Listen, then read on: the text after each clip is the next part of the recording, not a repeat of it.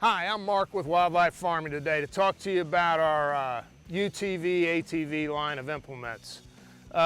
Today I've got a pull type spreader. I have a disc CULTIPACKER combo. It's exciting, guys. I mean, if you've got a UTV, you don't have a tractor, everybody's always struggled on what can I do? Do I have tools that work? These two tools work. The disc and the CULTIPACKER does a great job of leveling, working up a seed bed for you. The spreader, you can come back in and spread your fertilizer, your lime, and actually your seeds, and then come back with the CULTIPACKER roller and roll it down if you need to do that extra pass.